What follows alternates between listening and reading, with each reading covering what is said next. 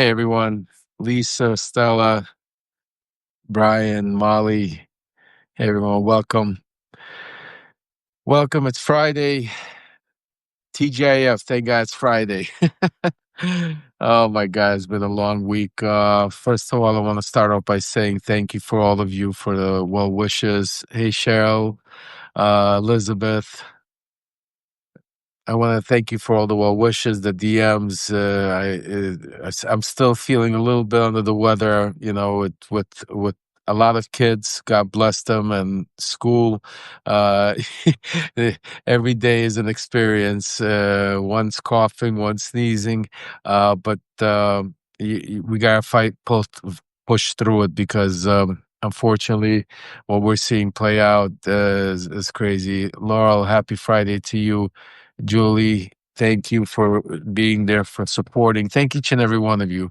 I want to first of all thank you because you guys are my backbone. I want to start off and I get emotional sometimes because me and my wife sometimes speak, and I'll even call Aaron and talk to him, and I really tell him, I said, you know, even days where I'm not feeling well or something like that, I I feel like I need to get up because I know you guys are out there. I know you are out there also doing your job, and together we're out there, trying to spread this information and get this information out. And even yesterday, during one of the holiest days of in my religion, Yom Kippur, as soon as I got off as soon as I broke fast, the first thing I did is I picked up my phone and I went and I started calling all my sources, going back and making sure to get caught up because I understand what we're going through. And the important part is, I want to let you know that as crazy as some of this stuff seems, there are certain positive things that I'm seeing. And again, that doesn't mean it's not bad, because I want to tell you right away, it's really bad, and it's really bad not because of us. It's really bad because we really were let down by some very powerful people. Not only our leadership, we've been let down by people in Congress, Senate, on both sides. We've been let down because it's not, trust me when I tell you, it's not just Democrats that are hurting. Republicans are hurting also. Independents are hurting also. Trust me when I tell you, they're just, you're not seeing it or hearing it because the way the media has been overtaken, the way the media is basically laid down to Donald Trump, has sold their soul, sold, whatever you want to call it. It's just crazy. And so anyway, let's get into our weekend.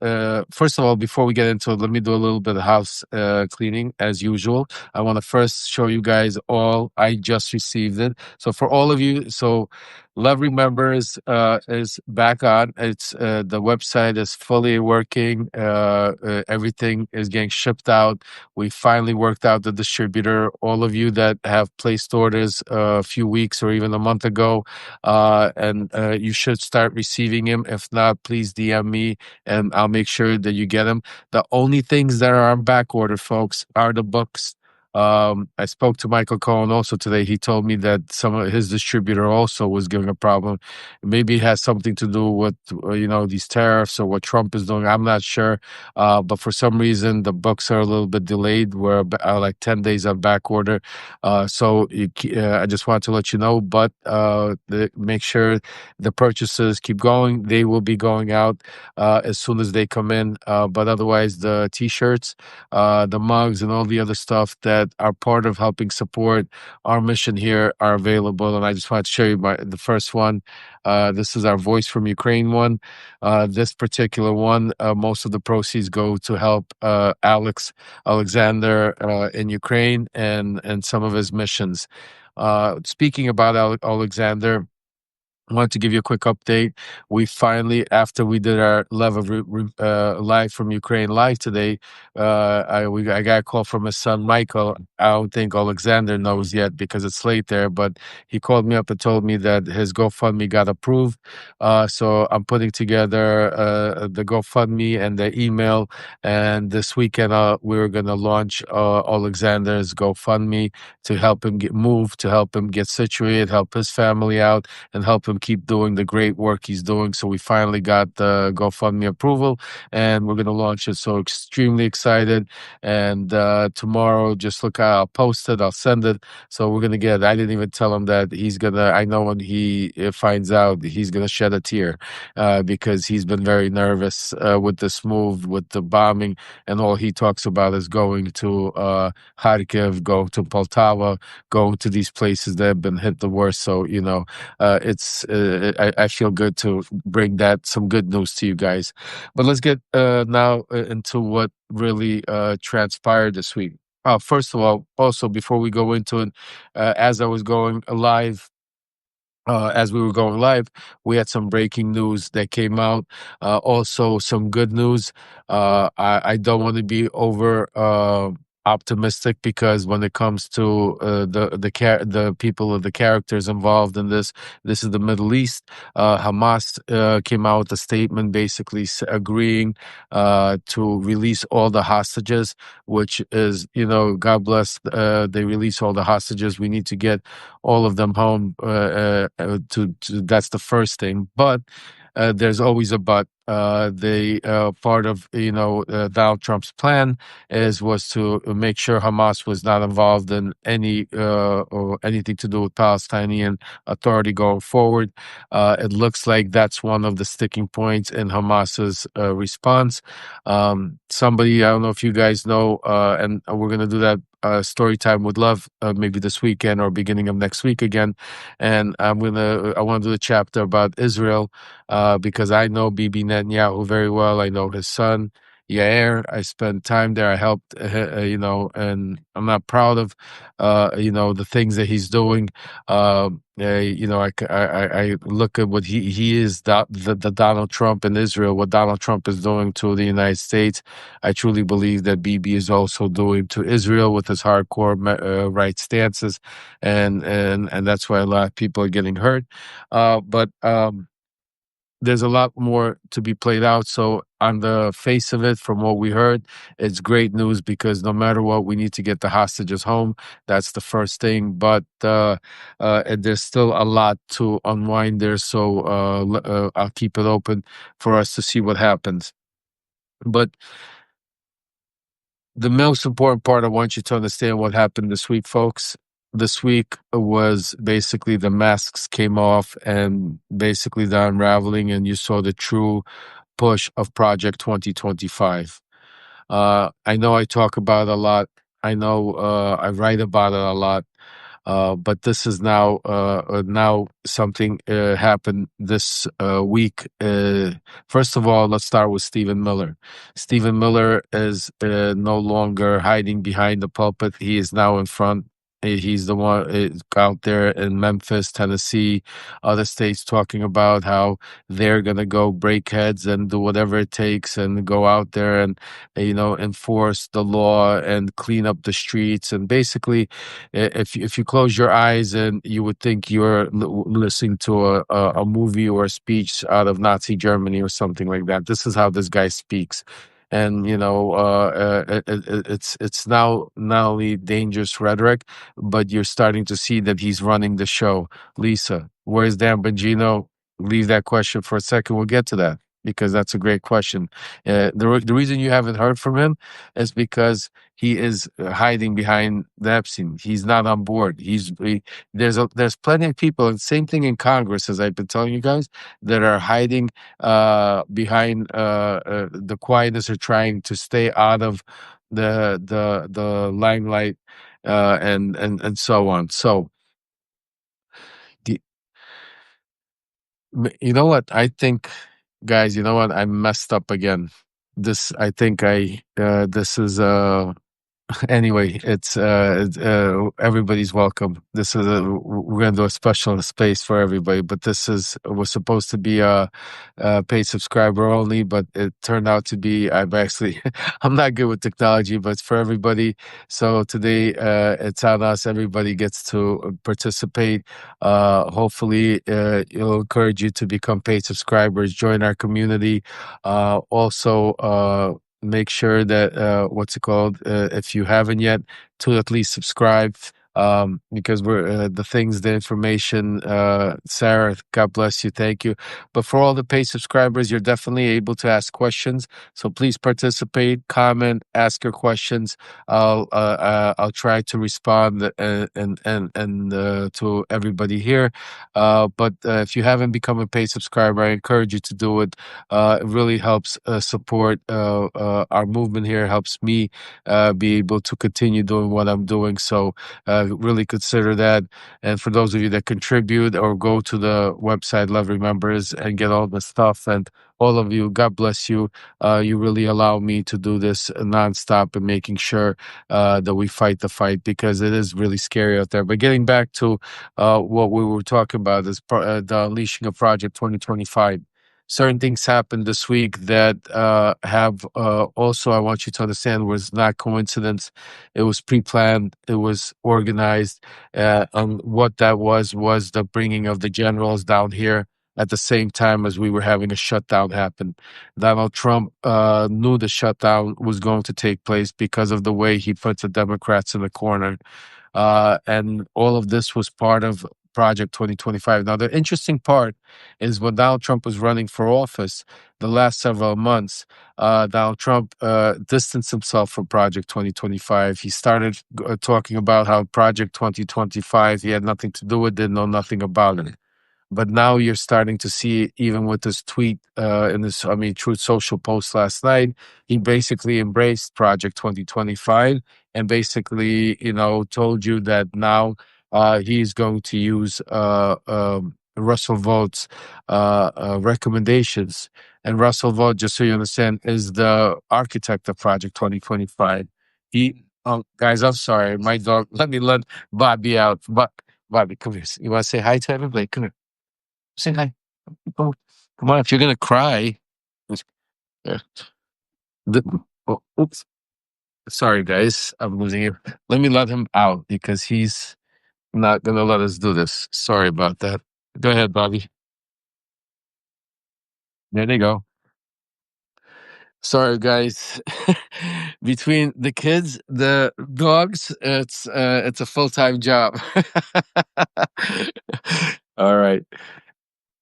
So anyway, it was part of their whole game plan to be able to unleash it, and part of the important part, which I want you guys to know, is that also the we broke this yesterday, and Donald Trump is pissed off. Let me tell you, that's why we, it's getting even scarier and scarier because of I broke the AI.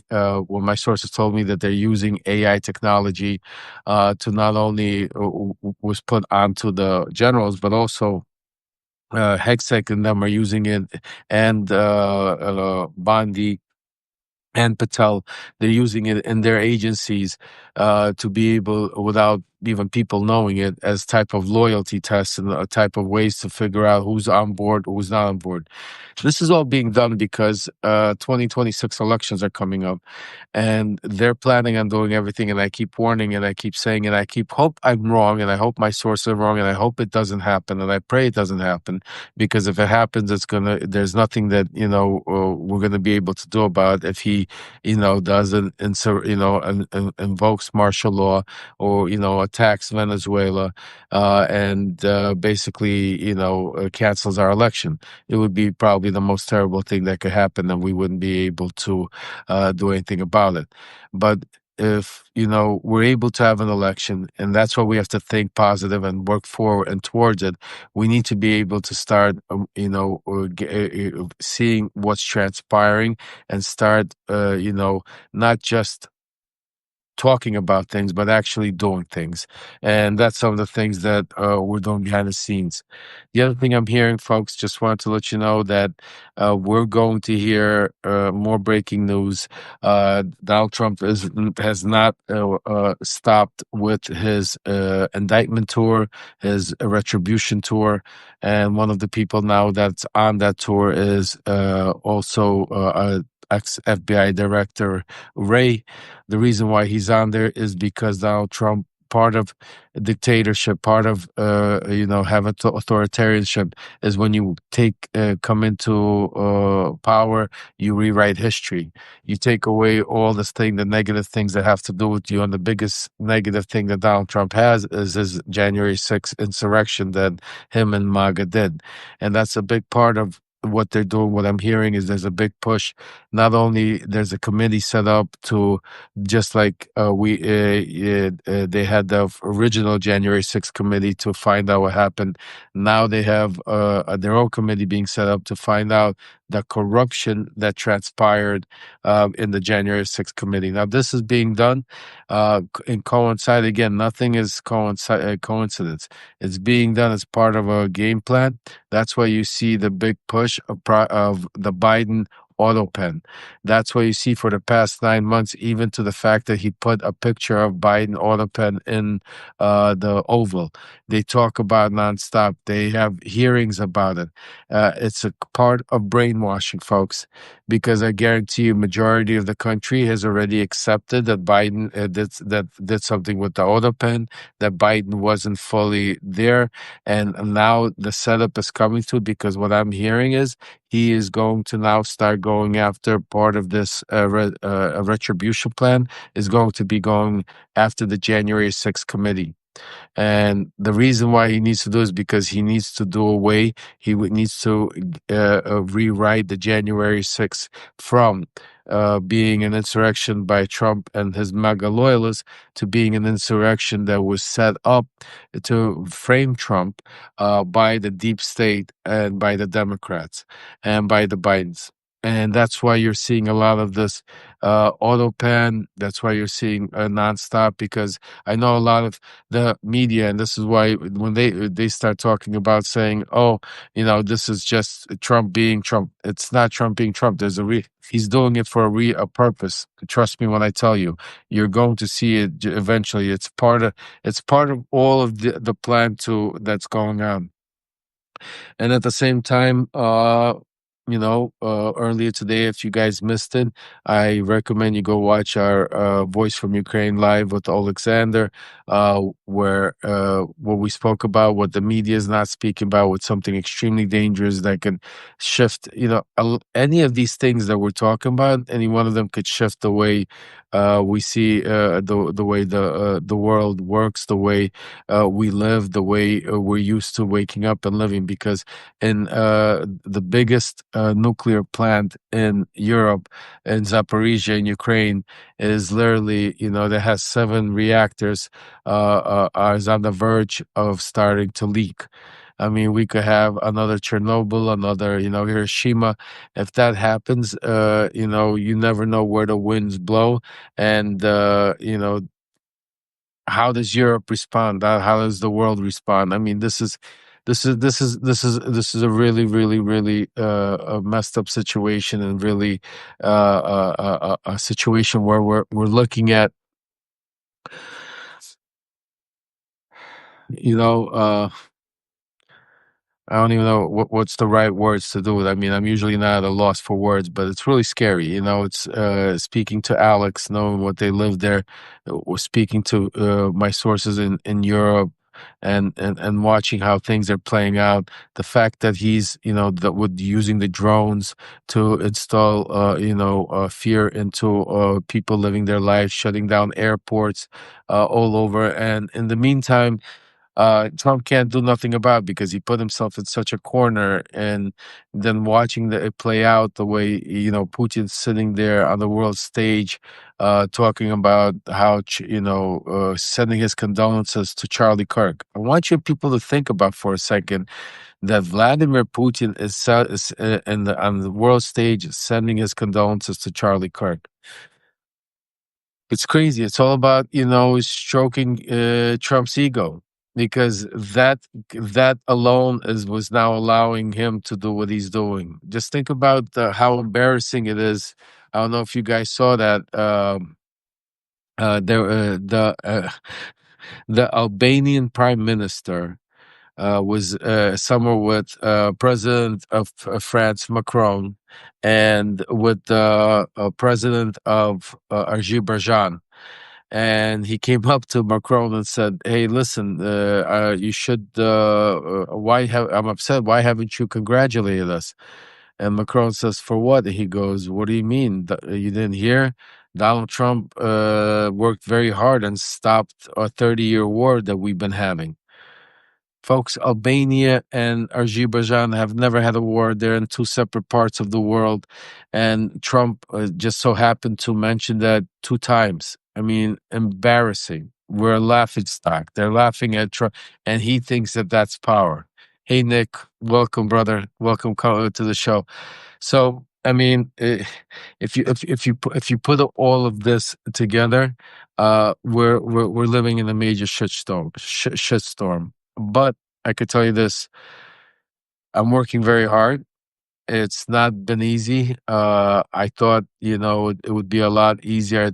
I thought a lot more people would be more that are in power, that have the financial wherewithal, would be that speak and talk about how they want to save our democracy, would be more aggressive and more forthcoming in putting together this anti-MAGA movement that I'm trying to take on the road, and not just sit here at home and do social media and reach out to whatever thousands or hundreds of thousands of people reaching.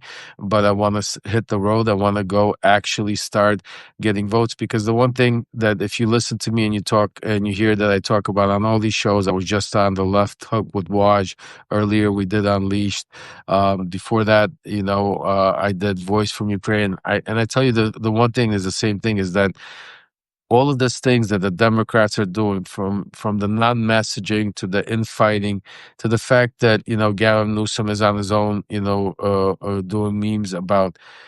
I'm not saying, to insult anybody, but none of this stuff is really working on getting any votes or getting any more people away from Trump. Or it's a lot of this stuff is actually backfiring, because none of them know what the hell they're doing. They are not, as what Wajid Ali says, they're not made for this fight. They don't know. They don't know the beast they're dealing with.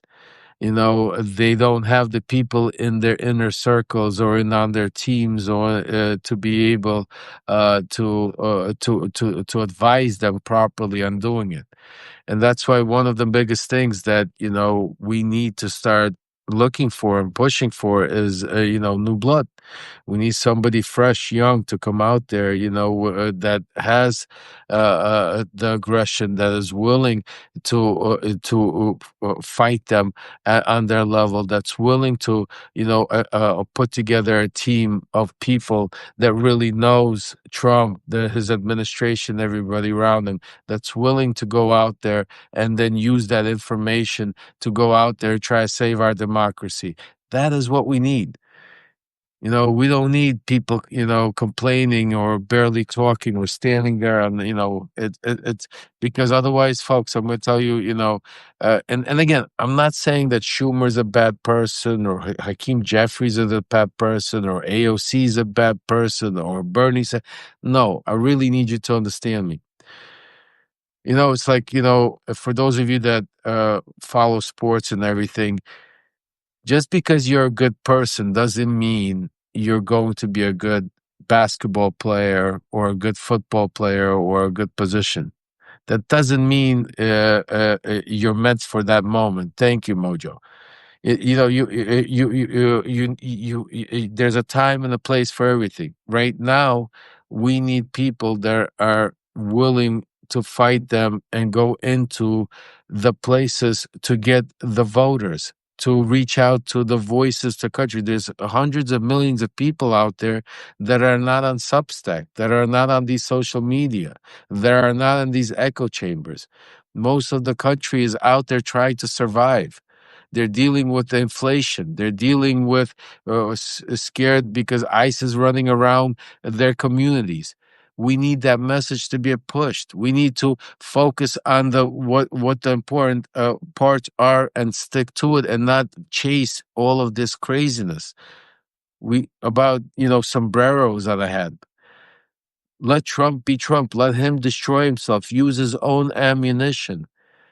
but they don't have anybody to even advise them because I could just tell you, because I've heard some of the conversations and I heard of some of what they're sitting there and ideas of talking about, and I tell you honestly, I want to throw up because not that I care, but I want to throw up because I feel that we're never going to beat Trump the way they're doing it.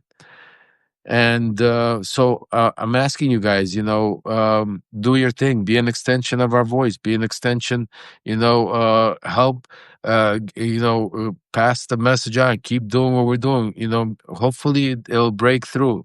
By the way, Steve Schmidt, Tranquil, thank you for mentioning Steve Schmidt. Really great guy. Glenn Kirshner is a great guy. I'm actually working on some things behind this stuff with Steve Schmidt and Dean Blundell. We might be joining a coalition, and I'm working. We're putting it together. There's some good people, and the people that we have on Substack here, and some of the names you're mentioning, they want to do it. It's not them. It's the people that are right now in our power. The people that have the control, the power, the platforms, the money that are they're out there. The letters that you receive every day to donate $5, $1. They have all this money. They have all this power. They have all of these platforms, the media and everything, and they're not using it properly. That's what I'm saying to you. If they would give me, I promise you, if they would give me 72 hours, if they gave me, I guarantee you, I could imagine if they gave me, Michael Cohen, and Malcolm Nance 72 hours, and we would assemble an all-star cast, bring in some of the Nick Parrows, bring in, the Midas Touch guys, and put together a team for them of how to go out there, to be able to strategize for them to be able to go and really do some damage. Just think about that. That's what we need. That's what we need to put together. People that know Donald Trump, people that know how these people, his administration, how they breathe, what they think, what the end result is. So anyway, guys, uh, this was supposed to be a paid subscriber only, but I'm bad with technology, so it was for all of us.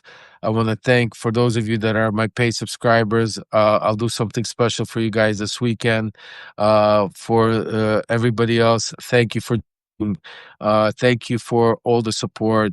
Continue doing what you're doing. Subscribe to all of us out there, all the independent journalists, all the whistleblowers, and especially to there's certain accounts out there, like I say, like Michael Cohen, like Malcolm Nance, like Olivia Troy, like Miles Taylor, people that really know and have been in the administration, know Donald Trump. No, these are people that you could get bits and pieces from, like myself, that you could get bits and pieces from and really get the true story. And you could still go listen to all the news out there. I encourage you to listen to, absolutely, like to my son Aaron, to the Midas guys, to Acosta. But they're reporting the news. You need a combination. But without truth tellers, without whistleblowers like us, there is no news. And that's why what Donald Trump is trying to do, he's trying to cut that out. And that's why we need your help to make our platforms just as big as some of these, just reporters, because they deserve it and they should have big platforms. But remember, we're here not because we're journalists. We're here because we're risking a lot. Some of us are risking our freedom. Some of us are risking our financial stability. Some of us are risking a lot more in combination. I mean, I'm risking not only my own, but I have my own son that's out there as a target. So I want you to understand that and really understand and accept that this is more than, this is not just a show. This is not just, this is something, even though we might laugh or joke around sometimes, this is extremely, extremely serious, especially now. And I'm not saying it to scare you, and I'm not saying it because I want to ruin your day. I'm saying it because I want you to use that anger, that fear, and turn it into positivity to do something about it. Because each and every one of you could do something. Each and every one of you that does something, continue doing it. So I'm going to end off on this because I know I spoke a lot today. It's Friday. I want you to go out there and enjoy what you can of today. Take this weekend, spend some time with your loved ones. make sure you call your parents, your friends, hug your kids, spend some time with your pets, whatever it is, get away from the mayhem. We'll do that for you. Believe me, we're out here making sure, and that's why your subscriptions, your paid subscriptions, mean so much to us. And God bless you. God bless America. Slava Ukraini, and hopefully, together we will save our democracy. Not hope. I know we will. So you know what? Stay strong, stay vigilant, and remember, Lev remembers. I'll see you guys hopefully Monday. If unless something breaks, I'll see you over the weekend. Otherwise, stay tuned. Take care.